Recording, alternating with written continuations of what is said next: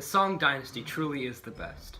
Although some competitors will try and argue that some other dynasty is better than us, that is simply untrue. For example, you might hear that the Tang Dynasty is better, but we think that that's not even slightly accurate. While they came up with some great new inventions and technological advances, we made them better, more compact, and more usable. This pushed us towards a more advanced and modern China. The Song Dynasty saw the rise of numerous scholars in many fields, and through their efforts, science and technology in China reached a level that makes today's Chinese still feel proud. 1,500 years ago, famous mathematician Zhu Chongzhi calculated that the approximate value of pi was 3.1415926.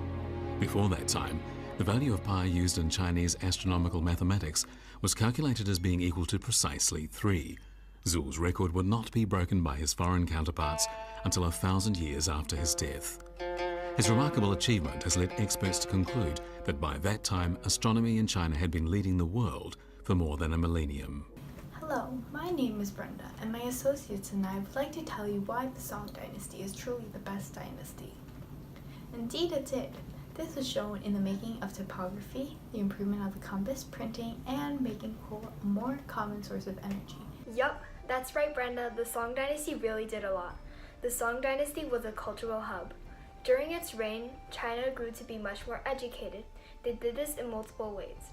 Under the Song Dynasty, civil service exams reached their height in popularity, which meant that many people were studying very hard for them and becoming very well educated in an attempt to pass the exam and gain a government position. During this time, the first ever encyclopedia was also invented, and several advances in mathematics were also made, such as adding negative coefficients to x. In the year AD 1092, famous Northern Song Dynasty astronomer Su Song invented the astonishing water-driven astronomical clock tower. Following ancient records, modern scientists have been able to produce a 1/5 scale working model of Su Song's prototype. In his invention, Su Song employed several world firsts in the design history of astronomical instruments. His clock tower is not only recognized as the forefather of the modern clock drive, which keeps the telescope synchronized with celestial motion and the Earth's rotation, but also the progenitor of the active roof of the modern telescope observatory. The Song Dynasty made many intellectual achievements, but one that stands out from the rest is their methods to create a more educated population, which encompassed and had an effect on a much larger group of people as a whole. Their primary way of doing this was via the implementation of civil service exams, which, although were existent in some other dynasties, reached its absolute peak in terms of popularity and usage during the Song Dynasty. These were very competitive exams and were a series of different levels of assessments that needed to be passed in order to gain the right to become a scholar or hold a more significant position in the higher levels of bureaucracy.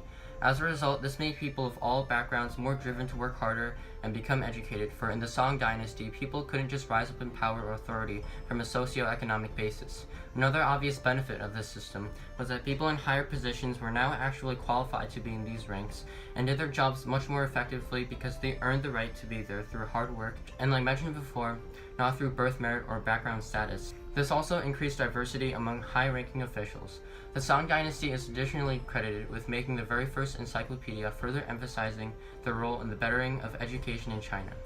宋代实际上是中国古代非常了不起的一个时代了，就是说它它和前朝相比，应该说发生了很多的社会的方面、科技的方面、思想的方面，都发生了很大的变化。陈寅恪就是说的，中华文明眼见到宋代就达到了登峰造极的地步啊，对后世的影响也非常之大。重文，轻武，也就是重视教育，然后呢把科举制度大大的完善。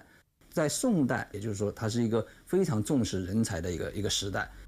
Overall, the Song Dynasty is the best dynasty. They made China more modern and pushed it towards greatness. For these reasons, the Song Dynasty is the best and furthered China the most culturally and technologically.